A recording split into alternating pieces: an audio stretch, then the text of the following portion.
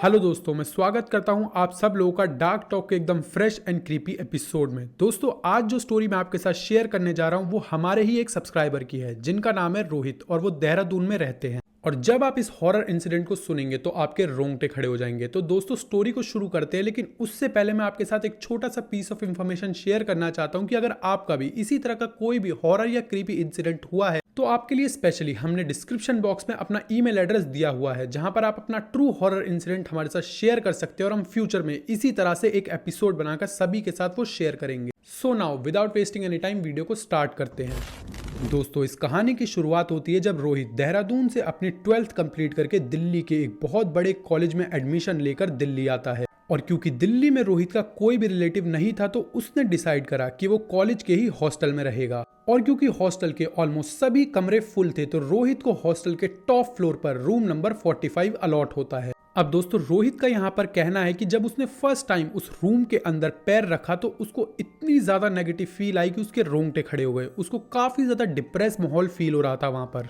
लेकिन रोहित को लगा कि शायद वो अपने घर से इतनी दूर आया है कहीं पर रहने, तो उसको इसलिए अजीब लग रहा है और उसने इस सारी बात को इग्नोर कर दिया। और दोस्तों, जिस दिन रोहित रूम नंबर 45 में शिफ्ट हुआ उसी शाम को वहां पर एक और लड़का शिफ्ट हुआ रोहित के रूममेट के तौर पर, जिसके आने से रोहित को काफी ज्यादा अच्छा लगा। उसको लगा कि अब मुझे अकेले नहीं रहना पड़ेगा और एटलीस्ट मेरे साथ एक बंदा होगा जिससे मैं बात कर पाऊंगा। अब दोस्तों, जिस कॉलेज में रोहित का एडमिशन हुआ था वो कॉलेज तो बहुत ज्यादा अच्छा था, लेकिन वहां पर रैगिंग का बहुत ज्यादा सीन था। तो रोहित को इस बात से काफी ज्यादा डर लग रहा था कि उसकी भी रैगिंग यहाँ पर हो सकती है। तो रोहित ने अपने रूममेट के साथ मिलकर एक प्लान बनाया कि उनके लेक्चर खत्म होते ही वो वापस अपने हॉस्टल के अंदर आकर सो जाएंगे और यहीं पर फोन वगैरह चलाएंगे। वो बाहर कहीं पर भी नहीं घूमेंगे जहां पर उनको खतरा हो सकता है। ऐसा ही चलता रहा लगभग एक हफ्ते तक। रोहित और उसका रूममेट अपने लेक्चर्स अटेंड करते, उसके बाद मेस में खाना खाते और वापस अपने कमरे में आकर थोड़ी बहुत पढ़ाई करके सो जाते। अब दोस्तों, एक हफ्ता बिल्कुल स्मूथ बीतने के बाद 8वें दिन की रात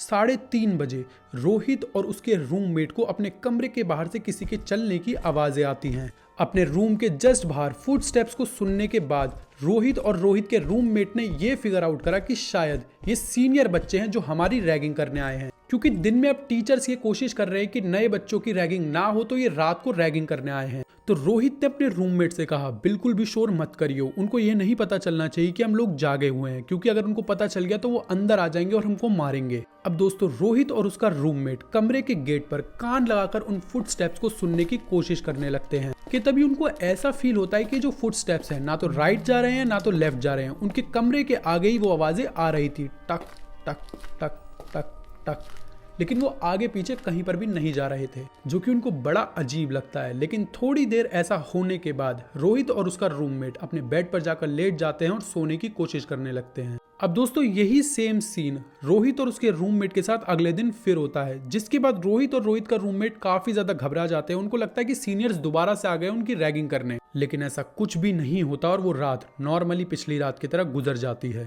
इसके अगले दिन रोहित अपनी क्लास में बैठा होता है कि तभी सभी बच्चे आपस में बातें करने लगते हैं कि उनकी रैगिंग हुई या नहीं हुई। तो सभी बच्चे एक एक करके बताते हैं कि उनमें से किसी की भी रैगिंग अभी तक नहीं हुई है। अब दोस्तों, रैगिंग तो रोहित की भी नहीं हुई थी, लेकिन पिछली 2 रातों से रोहित के साथ एक ऐसा इंसिडेंट हो रहा था जिसको लेकर रोहित काफी ज्यादा चिंतित था। लेकिन दोस्तों, इस रात जब रोहित और उसका रूममेट वापस अपने कमरे में सोने जाते हैं तो उनको वो पैरों की आवाज नहीं आती है। लेकिन उसके अलावा लगभग 3:30 बजे उनको अपने बाथरूम से ऐसी आवाज आनी शुरू हो जाती है जैसे कोई नल खुला छूट गया हो। और जब वो दोनों मिलकर बाथरूम में जाते हैं तो देखते हैं कि वहां पर कोई भी नल नहीं खुला छूटा है। अब रोहित और उसका रूममेट काफी ज्यादा घबरा जाते हैं। उनको ये समझ नहीं आ रहा होता कि उनके साथ ये अजीब चीजें बार बार क्यों हो रही हैं। पहले उनको एक ऐसे फुटस्टेप की आवाज आ रही थी जो कि ना राइट जा रहे थे ना लेफ्ट, सिर्फ उनके कमरे के आगे चल रहे थे, और अब ये नल की आवाज, जबकि बाथरूम में कोई भी नल नहीं चल रहा है। ये सोच सोचकर उनका दिल काफी तेज तेज धड़क रहा था। अब दोस्तों, इसी तरह से 2-3 दिन और बीतते हैं और उनके साथ कुछ और भयानक चीजें होनी शुरू हो जाती हैं। जब रात में रोहित और उसका रूममेट आंखें बंद करके अपने बेड पर सोने की कोशिश करते थे तब उनको ऐसा फील होता था कि उनकी आंखों के सामने से कुछ ऐसे ऐसे निकल रहा है। जैसे कि आपने खुद भी एक्सपीरियंस करा होगा कि जब आप आंखें बंद कर लेते हैं और आपकी आंखों के सामने से कोई ऐसे गुजरता है तो आपको ऐसा फील होता है कि सामने से कुछ अंधेरा सा गुजरा। सेम वही चीज उनके साथ हो रही थी। अब इस घटना के बाद रोहित ने काफी ज्यादा डरना शुरू कर दिया था। उसके बिल्कुल भी समझ नहीं आ रहा था कि वो क्या करे। वो बाहर भी किसी को बताने को बिल्कुल भी राजी नहीं था, क्योंकि उसको लग रहा था कि सब उसका मजाक उड़ाएंगे और इसी चीज की वजह से रोहित काफी ज्यादा डिप्रेशन में जा रहा था। अब दोस्तों इसके नेक्स्ट डे लगभग रात के 12 बज रहे थे। रोहित अपने बेड पर सो रहा था कि तभी उसे बाथरूम से एक ऐसी आवाज आती है कि बड़ी तेज कुछ बाथरूम में गिरा है। तो रोहित भागकर बाथरूम की तरफ पहुंचता है और जब वो बाथरूम के अंदर देखता है तो सब कुछ बिल्कुल नॉर्मल था। जिसके बाद रोहित वापस आकर अपने बेड पर आंख बंद करके लेट जाता है कि तभी उसको वही काला साया अपनी बंद आंखों के सामने से गुजरता हुआ दिखता है और उसके कानों में कुछ ऐसी आवाज आती है जैसे उसके कमरे में कोई चल रहा है। और जब रोहित अपनी आंखें खोलता है तो वो देखता है कि उसके सामने उसका रूममेट चल रहा है और बड़े गुस्से से रोहित को घूर रहा है। जिसके बाद रोहित कहता है, भाई अनिकेत प्लीज यार ऐसा मत कर, मुझे बहुत तेज डर लग रहा है यार, देख कितनी अजीब अजीब हरकत हो रही है और अब तू भी ऐसा कर रहा है, प्लीज भाई ऐसा मत कर मेरे साथ, आजा दोनों मिलकर सो जाते हैं। और ये सुनते ही रोहित का रूममेट जिसका नाम अनिकेत था वो रोहित से बड़ी अजीब सी और डरावनी सी आवाज में कुछ बोलता है। अपने रूममेट की इतनी खतरनाक आवाज सुनने के बाद रोहित काफी ज्यादा डर जाता है और गिरता पड़ता अपने कमरे से बाहर भाग जाता है और अपने कमरे के जस्ट साइड वाले कमरे पर तेज तेज नॉक करने लगता है जिसमें उसके 2 सीनियर्स रहा करते थे।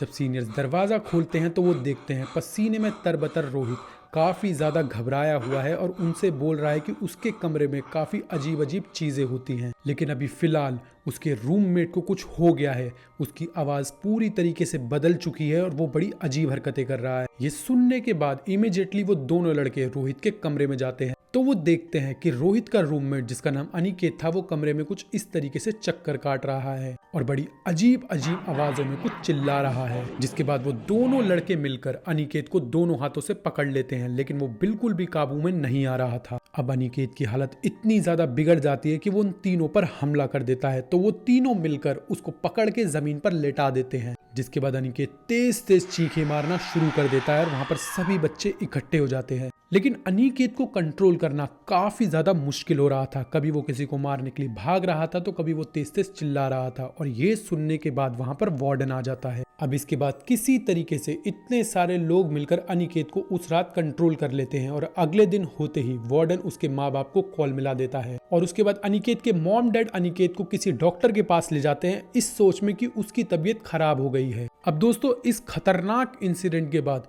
रोहित काफी ज्यादा डर चुका था और उसने अपने वार्डन से बोला कि मैं इस कमरे में बिल्कुल भी नहीं रहूंगा, इस कमरे में पता नहीं क्या क्या अजीब हरकतें होती हैं और आज अनिकेत की तबीयत भी खराब हो गई, हो सकता है कल को मेरे साथ भी कुछ हो जाए। तो वार्डन ने उसको एक फर्स्ट ईयर के बच्चे के साथ शिफ्ट करा दिया, लेकिन इसके साथ ही साथ वार्डन ने सभी बच्चों को एक वार्निंग भी दी कि कोई भी बच्चा मनगढ़ंत कहानी नहीं बनाएगा, नहीं तो मैं उसको टर्मिनेट करा दूंगा। अनिकेत को जस्ट एक नॉर्मल पैनिक अटैक हुआ है और तुम सब लोग उल्टी सुल्टी कहानी बना रहे हो, खबरदार किसी ने भी ऐसी कोई अफवाह फैलाने की सोची तो, और अगर किसी ने भी ऐसी अफवाह फैलाई तो मैं उसको टर्मिनेट करा दूंगा। लेकिन दोस्तों इस घटना को पूरे फ्लोर ने अपनी आंखों से देखा था तो अगले दिन ये खबर पूरे कॉलेज में आग की तरह फैल गई और बाद में रोहित को ये बात पता चली कि जो उसका रूम था यानी रूम नंबर 45 उसमें एक बच्चे ने सुसाइड करा था। सुसाइड करने वाले बच्चे का जो रूममेट था उसने रोहित को बताया कि जिस बच्चे ने सुसाइड करा था वो काफी ज्यादा डिप्रेस रहा करता था, वो एक काफी ज्यादा गरीब परिवार से आता था और उसकी फैमिली में बहुत ज्यादा फाइनेंशियल प्रॉब्लम थी। उसकी फैमिली ये पढ़ाई बिल्कुल भी अफोर्ड नहीं कर सकती थी और उन्होंने किसी तरीके से लोन लेकर उस बच्चे को इस कॉलेज में भेजा था पढ़ने के लिए। लेकिन इसके बावजूद उस बच्चे का पढ़ाई में बिल्कुल भी मन नहीं लगता था, वो काफी ज्यादा फ्रीक्वेंटली फेल होता था और उसकी बहुत सारी बैक्स आती थी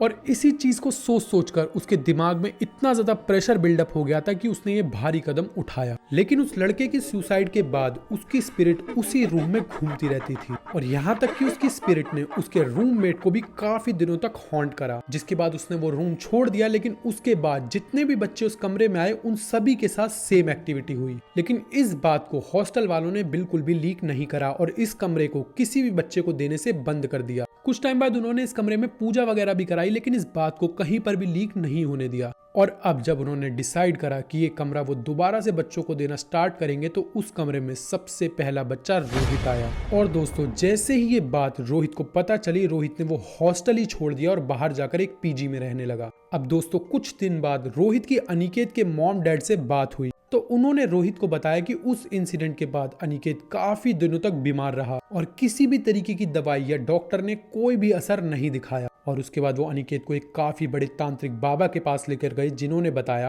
कि अनिकेत ने उस कमरे में ऐसा कुछ देख लिया था जिससे कि अनिकेत का मानसिक संतुलन खो गया था और एक यंग लड़के की आत्मा ने उसको पोजेस्ट कर दिया था, जिसके कारण वो काफी ज्यादा परेशान हो गया था। लेकिन दोस्तों इतने दिन बीत जाने के बाद अब अनिकेत पूरी तरीके से ठीक है।